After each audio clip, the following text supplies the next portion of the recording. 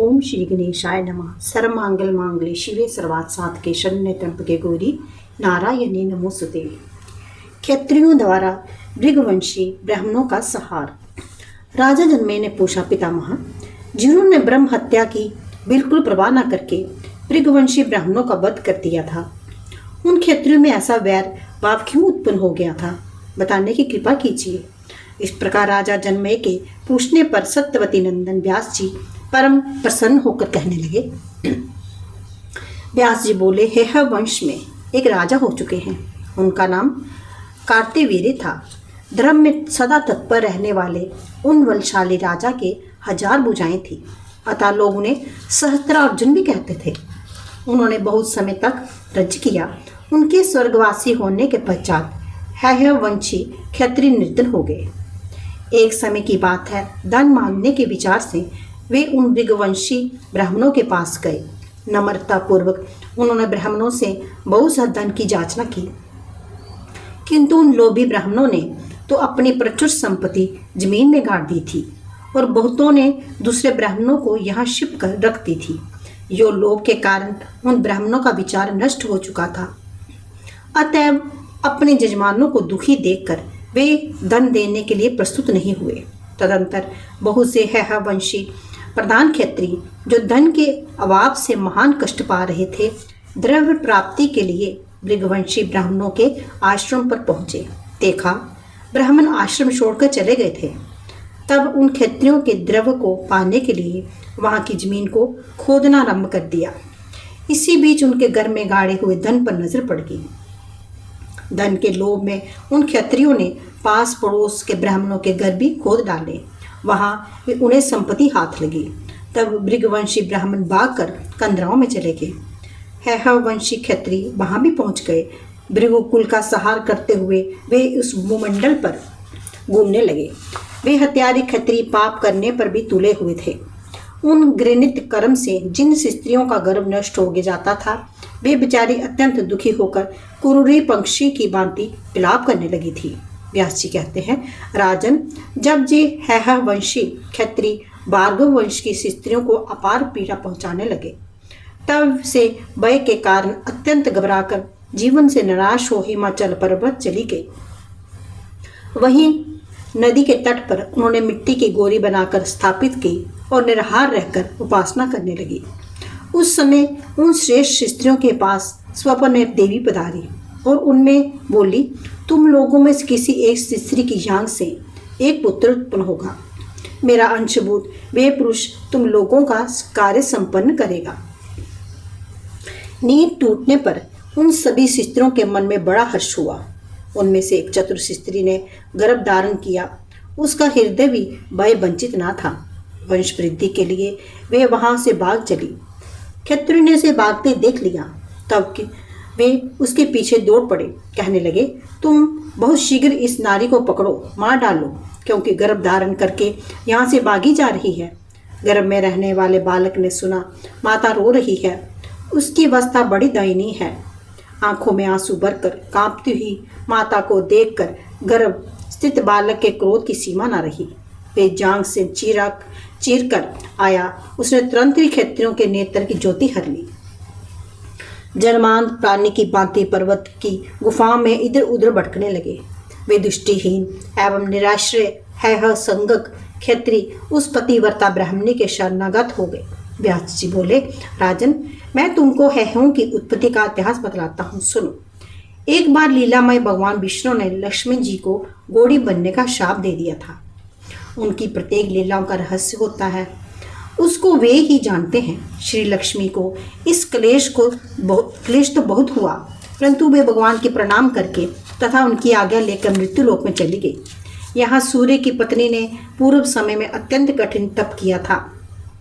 वहीं भगवती लक्ष्मी घोड़ी का रूप धारण कर शंकर की एकाग्रचित्त से ध्यान करने लगी। देवताओं के वर्ष से 1000 वर्ष तक उनकी तपस्या चलती रही। तदंतर 3 नेत्र वाले भगवान शंकर प्रसन्न होकर वो बैल पर चढ़े हुए पधारे और उन्हें साक्षात दर्शन दिया। भगवान शंकर ने अपने गणों सहित वहां पहुंचकर उनसे कहा, सिंधुजय, ऐसे देवेश्वर श्री हरि को छोड़कर तुम क्यों मेरी उपासना कर रही हो? लक्ष्मी जी ने कहा, आशुतोष, मेरे पति देव ने मुझे शाप दे दिया है। आप इस शाप से मेरा उद्धार करने की कृपा कीजिए। भगवान शंकर ने मधुर वचनों से उन्हें आश्वासन देते हुए कहा, सुंदरी, धैर्य रखो, मैं तुम्हारी तपस्या से परम संतुष्ट हूँ। तुम्हारे पति देव तुमसे अवश्य मिलेंगे। वे जगदीश्वर मुझसे प्रेरित होकर तुम्हारी कामना पूर्ण करने के लिए अश्व का रूप धारण करके यहीं पधारेंगे। शुभ्रे, तुम उनके जैसे पुत्र की जननी होगी। तुम्हारे पुत्र के सामने सभी लोग मस्तक झुकाएंगे और वे भूमंडल का राजा होकर रहेगा। महाभागे, पुत्र प्रसव के कारण पश्चात तुम तुरंत अपने पति के साथ बैकुंठ चली जाओगी और पुनः तुम्हें उनके प्राण प्रिया के रूप में रहने का सौभाग्य सुलभ हो जाएगा। तुम्हारा वे पुत्र एक वीर नाम से प्रसिद्ध होगा। उसी से भूमंडल पर है संग क्षत्रियों की वंशावली विस्तृत होगी। व्यास जी कहते हैं, इस प्रकार लक्ष्मी जी को वरदान देकर गौरीपति भगवान शंकर पार्वती सहित अंतर्ध्यान हो गए। व्यास जी कहते हैं, लक्ष्मी को वर देकर भगवान शंकर तुरंत कैलाश पर चले गए। वहां जाते ही भगवान शंकर ने परम बुद्धिमान चित्ररूप को दूत बनाकर लक्ष्मी का कार्य सिद्ध करने के लिए बैकुंठ भेज दिया। दूत ने कहा, गुरुध्वज, भगवान शंकर ने मुझे यहाँ भेजा है। प्रभु, मैं उनकी कथा अनुसार आपसे कह रहा हूँ। उन्होंने ये कहा है, विभो, आपकी वार्या लक्ष्मी देवी जमुना और तमसा नदी के संगम पर तपस्या कर रही है। संपूर्ण कामनाएं सिद्ध करने वाली वे देवी घोड़ी के रूप धारण करके इस समय वहां पधारी है। आप महाभाग लक्ष्मी के पास जाएं और उन्हें आश्वासन देकर अपने स्थान पर ले आएं। जगत में किसी भी सत्ता लक्ष्मी के बिना शिथिर नहीं रह सकती। कृपा अभी अश्व का रूप धारण करके रमा देवी के पास पधारे। पुत्र उत्पन्न होने के जाने के पश्चात उन देवी को लेकर बैकुंठ में आ जाइए। व्यास जी कहते हैं, जन्मजय चित्तरूप की बात सुनकर भगवान विष्णु ने कहा, बहुत ठीक, ऐसा ही होगा। फिर उन्होंने चित्तरूप को शंकर के पास जाने की आज्ञा दे दी। दूत के चले जाने पर भगवान विष्णु सुंदर अश्व का रूप धारण कर बैकुंठ में चल पड़े। लक्ष्मी जी अश्वी का रूप बनाकर वहीं तपस्या कर रही थी। वे वहां पहुंच गए। उसी स्थान पर भगवान विष्णु और लक्ष्मी का परस्पर मिलन हुआ। वहीं उन्होंने एक अनुपम गुण संपन्न सुंदर पुत्र उत्पन्न किया। तदंतर भगवान विष्णु ने हंसकर लक्ष्मी जी से कहा, अब तुम अश्वी का रूप त्याग कर पूर्ववत दिव्य देह धारण कर लो। हम दोनों अपने वास्तविक दिव्य शरीर धारण करके बैकुंठ चलेंगे। सुलोचने, तुमसे उत्पन्न हुआ ये कुमार यहीं रहे। उस पुत्र को त्याग में जो प्रधान कारण है उसे अब मैं बताता हूँ। सुनो, भूमंडल पर जयाति के वंश के तुर्वसु नामक के एक राजा हैं। उनके पिता ने उनका लोक प्रसिद्ध नाम हरिवर्मा रखा था। इस समय वे नरेश पुत्र की इच्छा से पवित्र तीर्थ में तपस्या कर रहे हैं। उन्हीं राजा के पास जाकर हमें उन्हें यहाँ भेज देंगे। वे स्नेह पूर्वक इसे अपने घर ले जाएंगे। उसी समय जगत गुरु भगवान नारायण लक्ष्मी जी के साथ विमान पर बैठ तप करते हुए राजा के पास पधारे। भगवान विष्णु ने अमृतमयी वाणी से उनसे कहा, राजन, मैं तुम्हारी तपस्या से परम संतुष्ट हूँ। तुम्हें अभिलाषित वर दे रहा हूँ, इसे स्वीकार करो। राजा ने उनके चरणों में मस्तक झुकाकर कहा, हरे मुरारे, मैंने पुत्र के लिए तप किया है। आप अपने जैसा पुत्र मुझे देने की कृपा करें। श्री विष्णु ने कहा, यूँ कहा, जयति नंदन, तुम जमुना के तमसा नदी के पवन संगम तीर्थ पर अभी चले जाओ। तब जैसा चाहते हो वैसा ही पुत्र मैंने वहां रख छोड़ा है। राजन, मेरे वीर्य से उत्पन्न उस पुत्र में असीम शक्ति है। तुम्हारे लिए ही उसे उत्पन्न किया गया है, अतः उसे स्वीकार करो। भगवान के चले जाने पर जयति नंदन राजा हरिवर्मा एक अत्यंत सुदृढ़ रथ पर सवार होकर प्रसन्नतापूर्वक वहां गए। वहां एक बालक विराजमान था। उसे गोद में लेकर अत्यंत आनंदित हुए।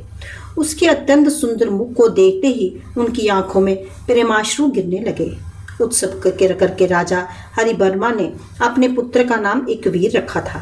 व्यास जी कहते हैं, राजन, फिर महाराज हरिवर्मा ने बालक के जात कर्म आदि सभी संस्कार संपन्न किए। उसके लालन पालन की पूर्ण व्यवस्था की थी। जब राजा हरिवर्मा ने देखा राजकुमार ने धनुर्विद्या सीख ली, राजधर्म के सभी प्रकार से भली भांति अवगत हो गए हैं। तब उनके मन में आया कि अब इसका राज्याभिषेक कर देना चाहिए। शुभ अवसर पर स्वयं राजा ने तीर्थों और समुद्र के जल से राजकुमार का अभिषेक किया। प्रारब्ध कर्म शेष होने पर उनका 5 भौतिक शरीर शांत हो गया। अपने शुभ कर्म के प्रभाव से उन्होंने स्वर्गलोक में प्रस्ताव प्राप्त किया। पिताजी को स्वर्गवास हो गया। ये सुनकर हेह ने वैदिक विधि के अनुसार उनका औद्योगिक संस्कार किया।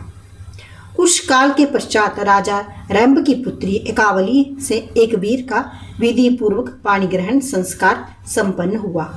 विवाह हो जाने पर महाराजा एक वीर प्रेयसी भार्या एकावली के साथ रहकर भांति भांति के भोग भोगने लगे।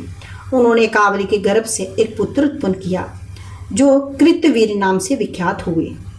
उन्हीं कृतवीर के पुत्र कार्तवीर हैं। इससे इस प्रकार इस वंशावली का वर्णन कर चुका।